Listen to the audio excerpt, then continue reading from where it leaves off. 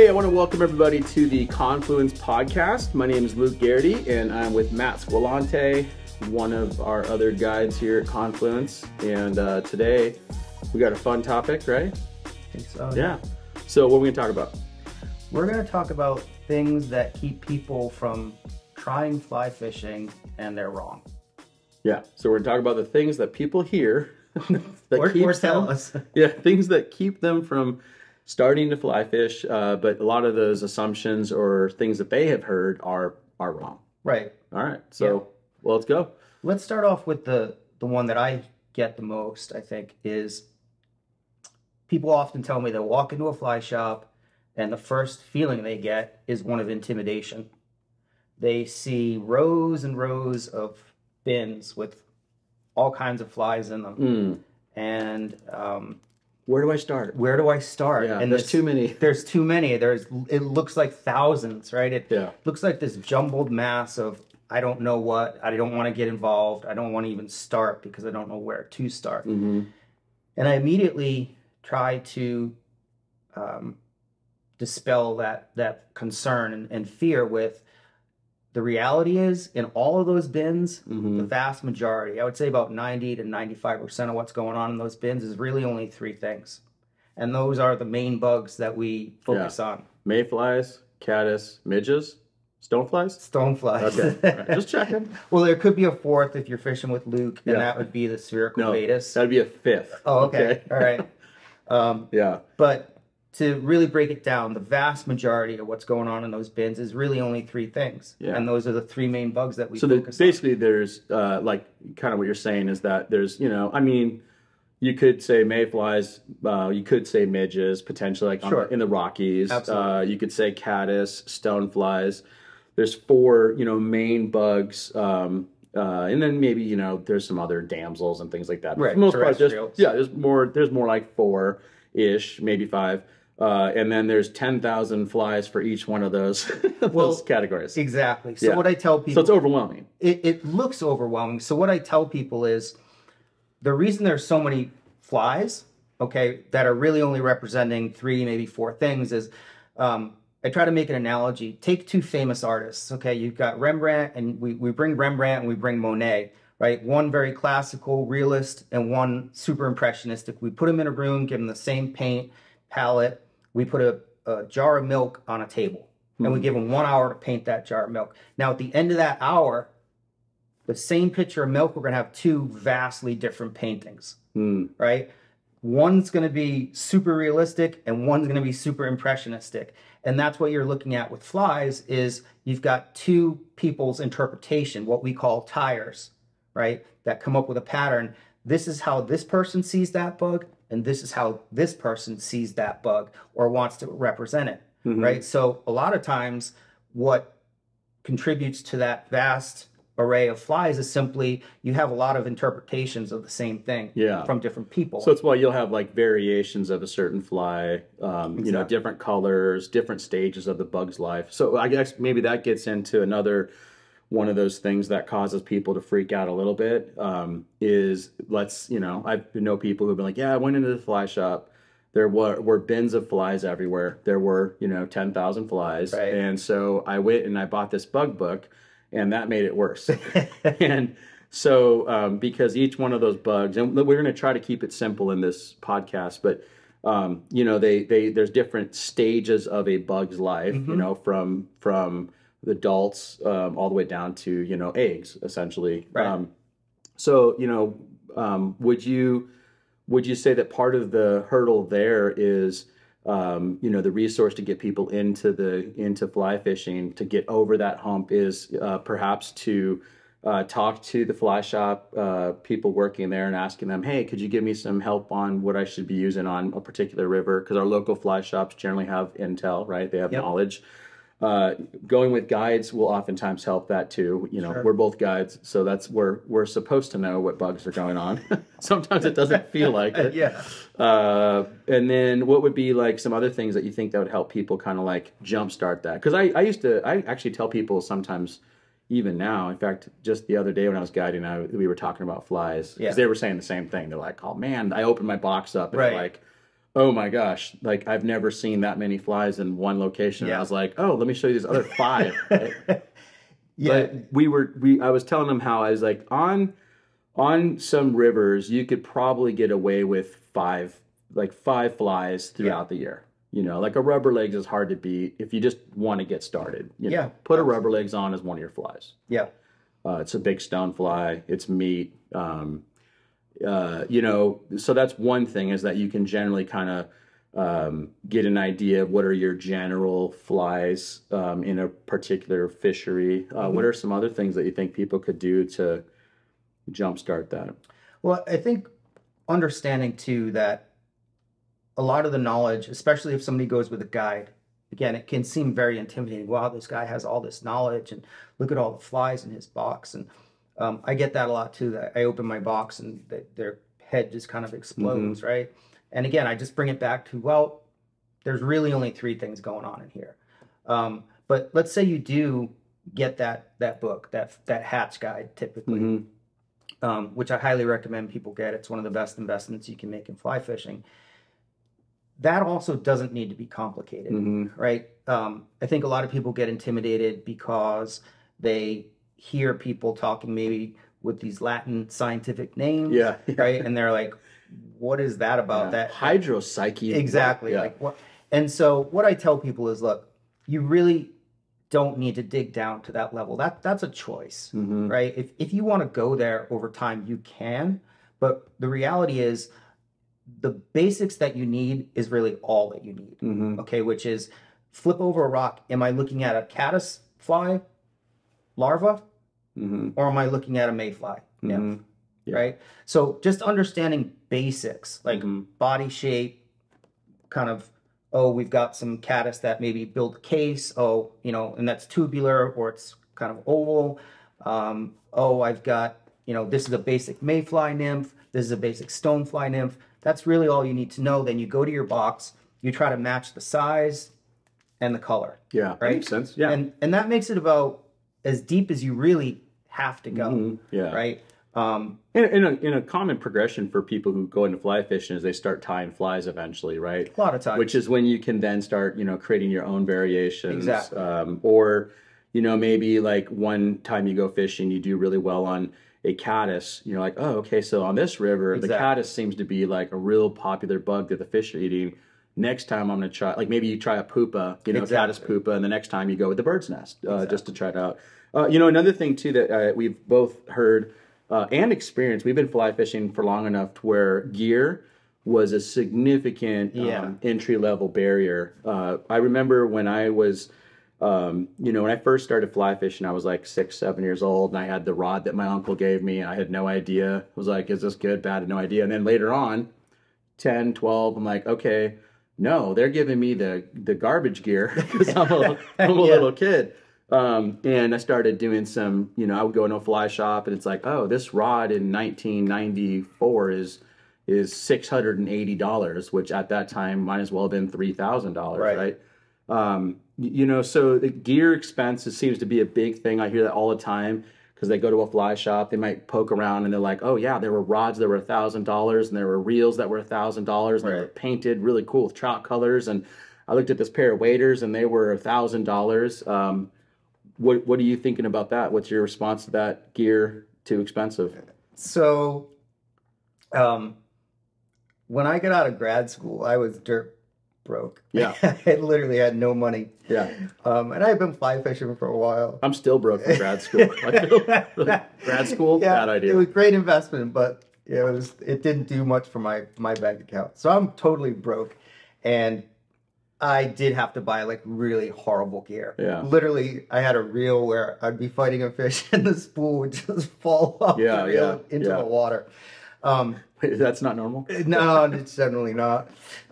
Those days, I would say, are largely over, right? Even with less expensive gear now, there's some really good quality rods. I don't really advocate. I try not to talk about, you know, specifics unless people ask me. So I'll keep that sort of in the background today. I'll do that part in a minute. Okay, cool. But there are some very good rods that you can buy at a very reasonable entry-level price. Yeah. And that's what I recommend to people that are really interested. Like, I'm not sure about this yet. But they want to get in and they want to try. I think there's a lot of good, very cost-effective options that you can get today. A cast reel versus a machined reel. You can still get some good cast reels, and you can get reasonable rods. If I was going to invest anywhere, it would be in a good quality line. And then the rest of the stuff is sort of you can pick up here and there as you go. Yeah. Right. And you can keep it fairly reasonable. Yeah. I mean, now, like, I think, one big difference being is that it used to be if you bought the entry level stuff, it was going to break within the first 6 months or fall apart. I mean, I've had reels do the same thing where that internal screw just, I don't know where it went. It doesn't make sense how it came out, but then your spool just is like, and for a lot of trout fishing, so if you're getting a trout fishing or panfish fly fishing, the reel is just a line holder. You're not needing to really, so that is less of a concern. But Redington and Orvis both make really good entry level gear. I would put their entry level combo kits. Redington has a couple combo kits now. I mean, it's really quality gear. It's the kind of stuff, the warranties are good on it. You're not going to have to worry about the stuff breaking down out on your first trip. And I think like you could now get a decent rod, decent reel, and a decent line for like $300. Yeah. And that used to be that was not going to happen. Yeah.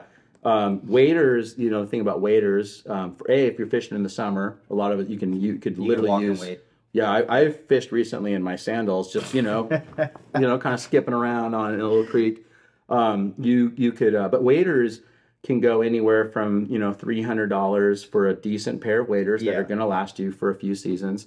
But I think the other side of this coin, a bit on the expense, what I like to tell people is like, hey, start with an entry rod.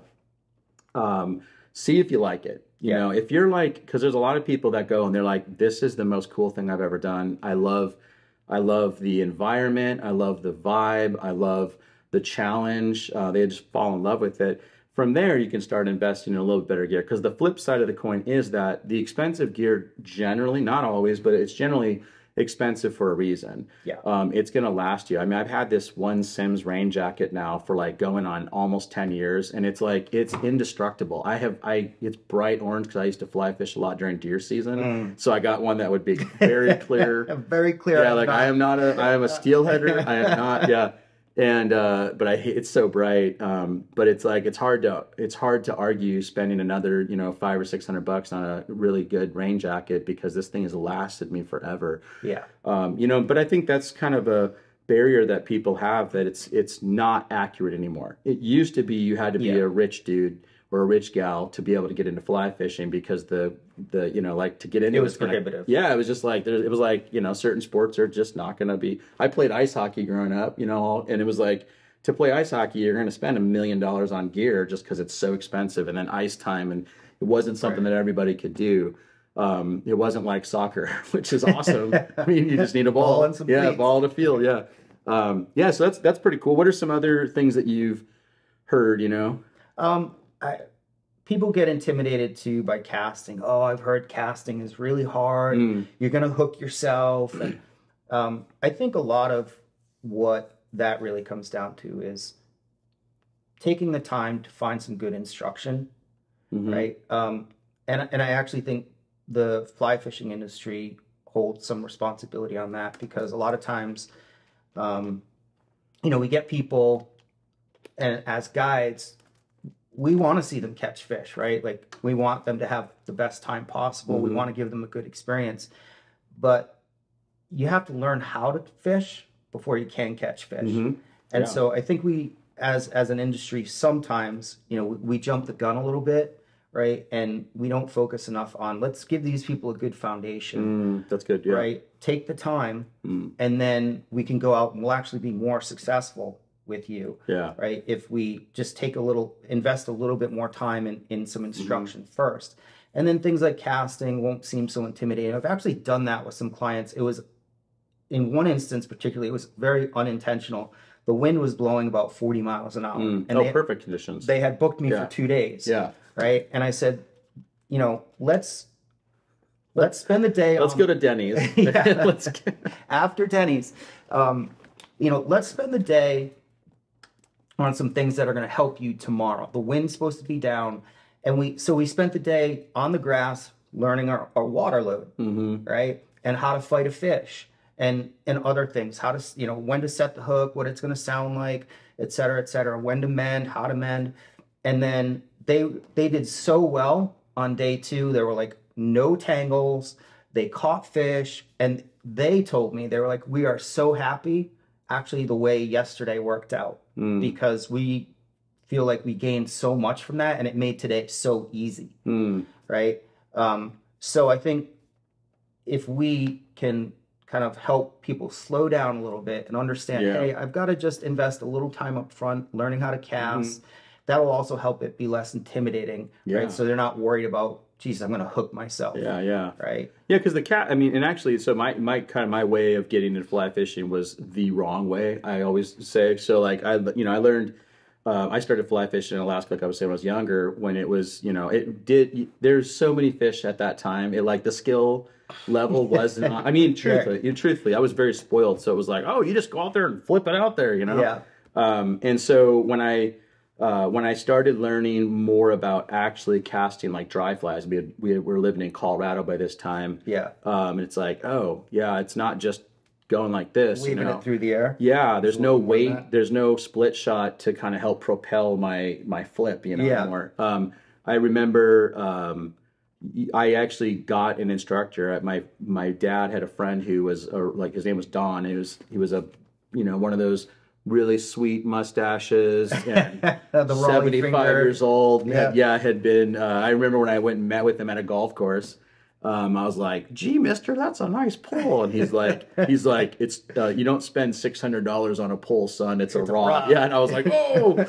And that helped reinforce being pretentious, which I finally got out of, because it's like, oh, they're all pulls, dude. Come on. But anyway, so he taught me how to cast and how to load my rod and the timing and where to keep your rod tip from drifting and double hauling. And it was like, oh man, because I just spent like 3 years literally just going out and flipping it around, and it was a train wreck. Right. So getting an instructor is really, really helpful. And I think with guides too, one suggestion would be like, let your guide know, hey, I want to learn. Right. Because I think we are always trying to figure out like, what are the expectations for this trip, right? Because there's some people who are like, please don't talk to me, let's just catch 100 fish. Right. Yeah, it's like, okay, well, putting your beads on. Hold on. Right, Let me get you a squirmy. And then the power bait. Yes. Dip. No, that's not us. Never. But I think it is helpful to kind of know what the expectations are. And so if your goal is primarily educational, instructional, I think it's helpful to know that, where it's like, okay, we're actually going to pull over then and get out of the boat maybe and do a little bit of casting, or we're going to spend some time casting a dry fly, just to get in the habit of casting that, so that definitely is really good.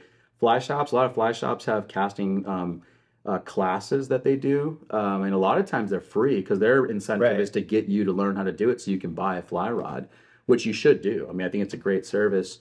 And then I think the lowest, maybe a good starting point for some people might be YouTube, to watch some videos, because there are some places on YouTube, but again, last to know, because the danger is it's never going to be as good as having Anhan's instruction. Yeah. But there are a few YouTube channels out there that actually have some decent things you can work on and can give you but it's almost like then you need to film yourself so you can look at yourself on video to see if you're doing it the right way. So the easiest way, get an instructor. Yeah, so we can't have a podcast without you pushing back on at least one thing. Because you hate YouTube. At least one thing. No, I think YouTube is a great resource. The danger with that is, what I found is people will tell me like, oh yeah, I've been watching YouTube videos. But again, they can't see themselves. And they think that they're doing what they're seeing, and you're there to crush their hopes and dreams. That's my goal. Yeah, famous Matt response. Yeah, you're doing it wrong.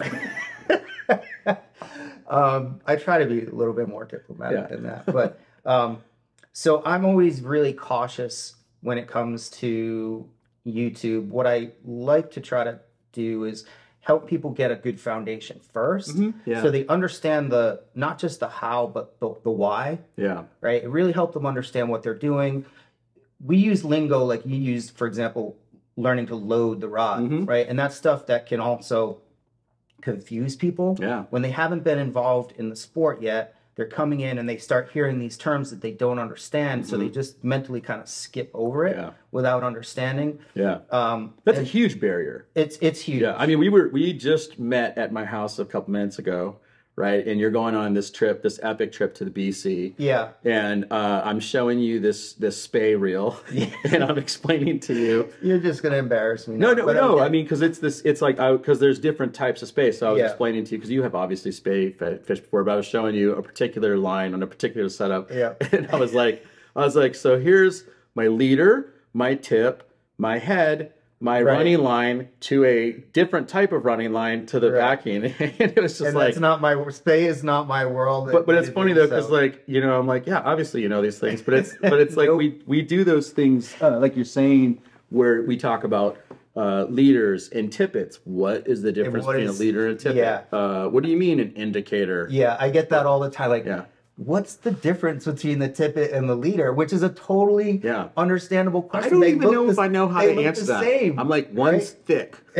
And one's thick. One is 7X. I always use 7X on the lower sack. It's a totally reasonable question, right? Because Totally. you have this leader that comes in a packet, and then you've got this other stuff that looks just like it that comes on a spool. Yeah.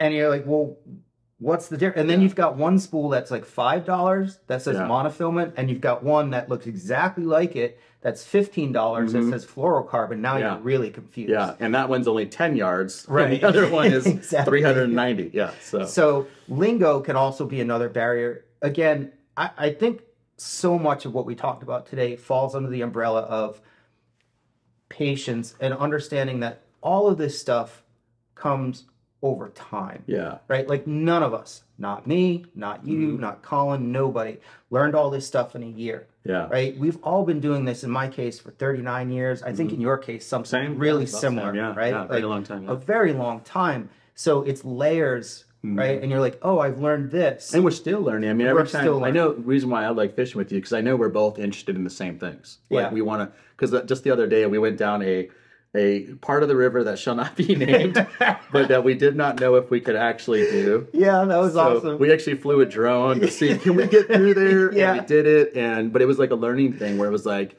we gave up potentially one of the best spots on that river. We're like, we're doing it. We got to find out. Yeah, because it's a learning experience. Because what if we had gone in there and we're like, oh my gosh, this is the best untapped secret spot. Oh my gosh, amazing. Then we learned something. We, however, learned it was not. It was the opposite. That's okay. That's part of the fun, right? Yeah, That's it was. The the rowing was fun. I thought we were going to die. It was super fun. I'm glad you did it. Yeah. Yeah. But yeah, I mean, that's one of the things I try to convey to clients too is, don't put your guide on a pedestal, right? We make mistakes when we go out fishing. And we're learning things too, like constantly. If you stop learning, if you're like, oh, well, I'm at the top of my game, well, that means everything after today is downhill. Yeah. Like I just don't subscribe to that. So, I'm going to be in BC, and admittedly, like I've got a lot to learn at Spay. I just haven't done a lot. Same here. Me too. So I'm like, well, this is a whole new world basically for me because this is not what I do typically. Yeah, this is when you're like, Randy, you call Randy from Confluence. Randy, help me out here. Yeah. Because friends. Here's the other side of that. I've done a fair amount of swinging and flies, but you can also do things for a long time the wrong way. Right, exactly. And because there's definitely, that's the aspect where I do think the negative drawback to like YouTube or reading, or because it used to be books, right? It was not before YouTube. I used to rent books and I'd read them, and I'm like, I see the diagram, but I'm not, I can't see if I'm doing it right. So it's having the personal instruction, and it doesn't. Can I give some advice on this? Absolutely. If you are a spouse, do not try to teach your spouse how to fly fish. No, I mean, it is like, Do not do it. Just trust me. Colin keeps telling me, like, you got to take Lily out. Yeah. Like, I'm not doing it. Under no circumstances. I did not follow that advice. And my wife and I, the joke is that I took her fly fishing after we'd been married for a year. Yeah. For our 1 year anniversary. Steelheading. I thought that was normal. I didn't know. When I tell people that now who have been married for a long time, they're like, "You're an idiot." Yeah, I'm like, I know. What were you thinking? I was an idiot. Even I'm single. I know that. I was like 20-something years old. I didn't know. We got married so young, but we went, and then the joke was that she didn't fly fish for 17 years. It's like, oh, sorry, they're not. She's just getting over the trauma now. Yeah, but I went out with another one of our guides, Kevin K. Yeah. Kevin absolutely did great, and she's like, and he said everything I said, and she's like, Kevin's so nice. I'm like, what? Yeah, so it's really funny, but so you can also have friends sometimes do it too. But I also would say not everybody is great at instruction too, right? Like I do think that there's something for most spouses that makes us unable to be good instructors for our spouse. Same thing with like dads and their kids. That's a pretty consistent one for me too, where I'm like, Dad, let me take over here. Yep. Because the son or the daughter can only hear. Right. I've given more than one parent the. Yeah. Okay. I got this. Yeah. Okay. You can step back now and let me handle this. Yeah. So, well, those are those are the common barriers. Well, I think you and I both wanted to say is that they should not prevent you. You can actually get over those barriers pretty quickly. If you're interested in getting into fly fishing, you can hit Matt or I or anybody at Confluence up. We'd love to, answer any of your questions. If you call the 1-800 number at Confluence, Andrew will more than likely answer the phone, and he can help pair you up with what's a good fit for what you might be doing. And got anything else? No. I just hope that we help dispel some concerns and some of the intimidation factor. And if you do go into your local fly shop, I just want to end with this. If they're not super helpful, right? If they talk down to you a little bit, which I know does happen, people tell me that, walk out and go find another place that is helpful and is nice and doesn't make you feel less than. I remember walking in as a kid and kind of getting that treatment. It's never, never feels good, and you shouldn't don't put up with it. Yeah, don't put up with that. And the good news, the flip side of that too, is that I think the industry is significantly improved in that regard. We've gotten better. Because it used to be like that was the expectation. Now it's the exception. It's like, but all of our local fly shops, they're great. We see them all the time. They're very friendly. They are used to now. That's the beauty of the internet, is that now that you can order things online. That's right. Yeah, it's like it's kind of made people have to like, customer service. Approachable. Yeah. Same thing with guides though too, right? Like it's nice. I've always been approachable. You're always, except for to me. I'm trying to talk to you. Well, yeah, that's because we don't like each other. Yeah, we hate each other. So hey, anyway, thanks for listening, and we will have another episode sooner than later. We'll talk to you soon. Thank you.